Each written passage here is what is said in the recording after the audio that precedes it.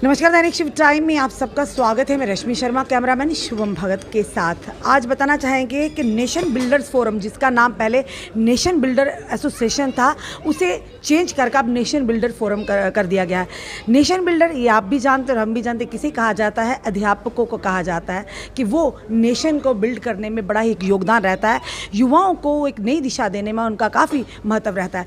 आज इन्होंने थोड़ा नाम को चेंज किया। इस समय वही टीम हमारे साथ मौजूद है। हमारे यहाँ पे प्रीतम धीमन जी, जो कि चेयरमैन है JKUT नेशन बिल्डर फोरम के, और साथ ही हमारे केवल सिंह जी जनरल सेक्रेटरी हैं नेशन बिल्डर फोरम के, और साथ अन्य इनके सदस्य हैं। आइए जानते हैं इन्होंने आज प्रेस वार्ता की है, इनके क्या क्या मुद्दे हैं। पहले भी अपने मुद्दों को लेकर प्रशासन और सरकार तक मीडिया के माध्यम से इन्होंने बात रखने का प्रयास किया। आज फिर से नाम का थोड़ा सा चेंज किया, पर जाना चाहेंगे आज के क्या मुद्दे। सर, सबसे पहले आपका प्रीतम जी बहुत बहुत स्वागत है। जी शुक्रिया मैम, आपका स्वागत है दैनिक शिव टाइम का। तो सबसे पहले आज भगवान कृष्ण जन्माष्टमी है। पूरे JKUT में तमाम जो हमारे अलग अलग डिपार्टमेंट के, टीचिंग कम्युनिटी के, जहाँ हमारे आला अफसरान जितने भी हैं, सभी को आज बहुत बहुत शुभकामनाएं और बधाई। और भगवान कृष्ण जी की जो कृपा है, जहाँ उनकी जो आशीर्वाद है, वो सब पर बना रहे। हाँ, तो आज जो हमारे यहाँ पे प्रेस वार्ता रखी, हमारा एक ही उद्देश्य था कि पहले तो हम national builder JKUT national builder association, तो मैं इसका फाउंडर था JKUT नेशनल बिल्डर एसोसिएशन का, और विंग चेयरमैन भी था। और फर्स्ट इंटरव्यू मैम मैंने आप अनाउंसमेंट जब हुई थी तो आपने यहीं से ली थी, और मेरे ही हाथ मुँह से इसकी अनाउंसमेंट हुई थी। और आज इसमें चेंजिंग ला रहा हूँ, तो चेंजिंग है, इसमें मॉडिफिकेशन किया हमने थोड़ी। ये पहले JKUT नेशनल बिल्डर एसोसिएशन थी, अब इसको हमने रखा है JKUT नेशन बिल्डर्स फोरम। और इसके साथ साथ इसका जो स्लोगन था वो था mission to improve literacy level था, लेकिन अब जो स्लोगन है वो उसको भी हमने थोड़ा चेंज किया है। उसका रखा है better education improve the nation. बिल्कुल फर्स्ट प्रायोरिटी देखो, अगर हम बीइंग ए टीचर, फर्स्ट पहले तो मैं एक टीचर हूँ। टीचर होने के नाते जो हमारी फर्स्ट प्रायोरिटी, अगर हम बेटर एजुकेशन प्रोवाइड करेंगे, अच्छी शिक्षा देंगे बच्चों को, तो हमारी जो नेशन है वो ऑटोमेटिकली वो स्ट्रांग होगी और आगे बढ़ेगी हर कार्य में। चाहे वो डॉक्टर्स हों, चाहे वो इंजीनियर्स हों, चाहे हमारे सेना के सैनिक हों, जो भी होंगे, जब हमारे आला अफसरान, जब जो भी कोर्स बनता है, तो उनको ये देखो, ये नेशन आगे होगी तो हमारा देश का नाम जो है वो रोशन होगा।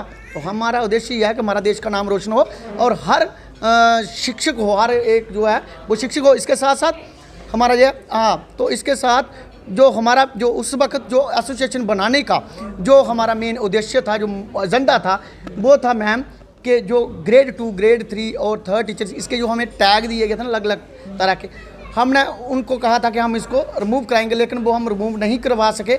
लेकिन अभी तक थोड़ा जो कहते हैं कि स्टेप मदर बिहेवियर जो हमारे साथ अभी तक चल रहा है, लेकिन हम किसी को इसका दोषी नहीं ठहराते हैं। लेकिन उसके साथ साथ जैसे हम सबसे पहले एक बात जानना चाहेंगे, ग्रेड 2, ग्रेड 3, 3rd टीचर, क्योंकि जनता को भी ये चीज़ें पूरी क्लियर होना बड़ा ही ज़रूरी है। ये कौन से टीचर इसमें? जी मैम, सबसे पहले जो RET टीचर्स लगे थे, उनके 5 साल के बाद उनकी जो है रेगुलाइजेशन हुई थी, और उस रेगुलाइजेशन ऑर्डर में मैम मैं खुद 2004 का अपॉइंटी हूँ।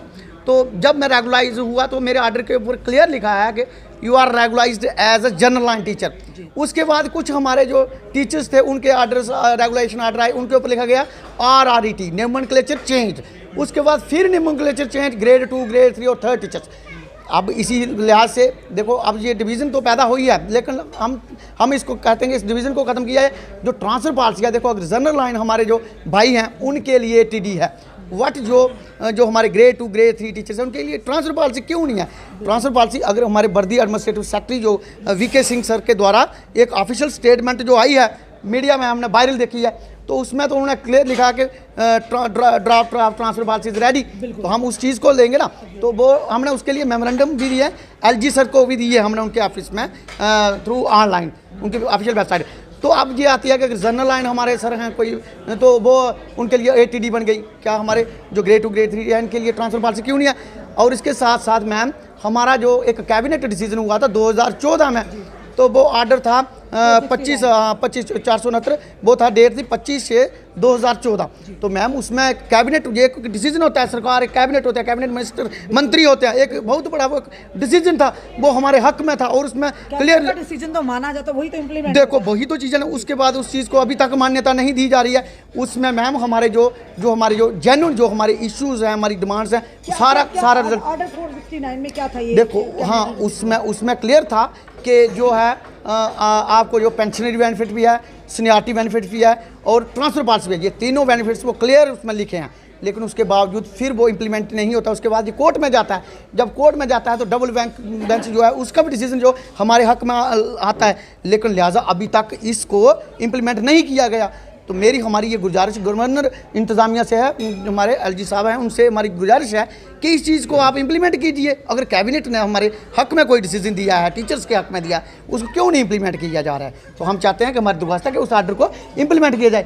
हमारी एक बहन एक डिस्ट्रिक्ट से लगी है, दूसरी डिस्ट्रिक्ट में उसकी शादी है, बच्चा उसका छोटा है, 2 महीने का बच्चा है, 6 महीने का बच्चा है, वो माँ के प्यार के बाहर रह पाएगा क्या?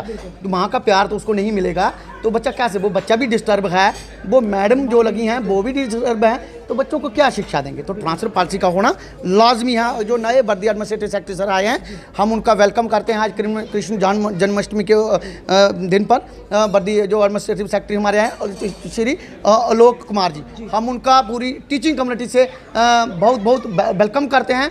और हम जहाँ से ये भी कहते हैं कि हम इस मिशन जो है, जो better education improves the nation, इसको हम जरूर अच्छा करने की कोशिश करें। इनसे हमारी रिक्वेस्ट है हैंड फोल्डर कि अगर ट्रांसफर पॉलिसी अगर बर्दी administrative secretary BK Singh sir ने अगर उसका ड्राफ्ट रेडी किया है तो वो फाइल उधर ही उनके ऑफिस में है, तो आप उसको देख सकते हैं और उसके ऊपर आप ट्रांसफर पॉलिसी उसको इम्प्लीमेंट कीजिए जल्द से जल्द, क्योंकि हमारे टीचर्स बहुत परेशान है। और ऑर्डर नंबर 469 इसकी इम्प्लीमेंटेशन होना बहुत लाजमी है। आज हमारे बैनर तले JKUT नेशनल बिल्डर्स फोरम के बैनर तले हमारा एक ही जो लक्ष्य है, इम्प्लीमेंटेशन ऑफ ट्रांसफर पॉलिसी और implementation of cabinet decision order number 469। हम इसके लिए संघर्ष करते रहेंगे और हमारी यही रिक्वेस्ट है। अब केवल सिंह जी से, general secretary JKUT national builder forum के, केवल जी जो कि कैबिनेट ऑर्डर तो हो जाता है पर इम्प्लीमेंट होने में इतना विलम्ब क्यों हो रहा है?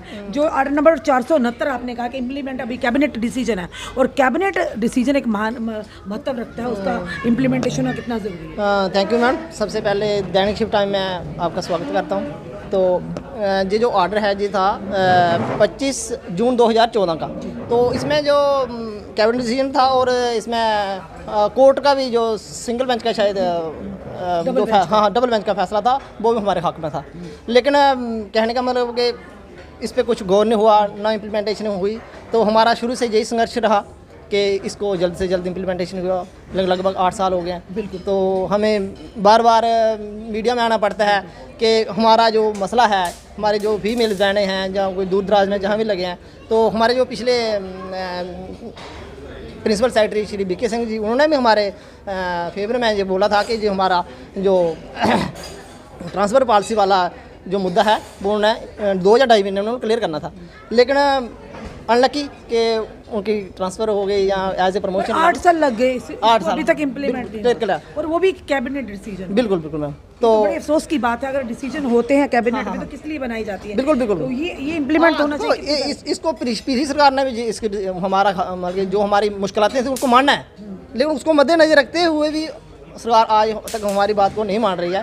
तो अगर हमारी ये जेन्युइन मसले हमारे हक में हो जाएं तो हमें बार बार आने की मीडिया की कोई ज़रूरत नहीं है। थैंक यू, धन्यवाद। ये थे हमारे साथ नेशन बिल्डर्स फोरम के सदस्य, जिन्होंने पहले भी थोड़ा सा इन्होंने अपनी फोरम का अब नाम जो चेंज किया, ऑर्गेनाइजेशन का इन्होंने नाम रखा था पहले नेशन बिल्डर एसोसिएशन, अब इसे मॉडिफाई करके नेशन बिल्डर फोरम रखा है, क्योंकि परेशानियां आ रही हैं, तभी ये मीडिया के माध्यम से अपनी बात को रखने का प्रयास करते हैं। पिछले 8 साल से, यानी 7 साल, यानी ये कहेंगे 2014 से ये कैबिनेट डिसीजन हुआ है ऑर्डर नंबर 469। तो सबसे बड़ा सवाल ये है कि कैबिनेट डिसीजन हुआ है, ये बहुत बड़ी बात है, और अभी तक 2014 से अब 2022 आ गया है, यानी अभी तक इसे इम्प्लीमेंट नहीं किया गया। तो ये ढीलापन क्यों है, ये ढीला रवैया क्यों है?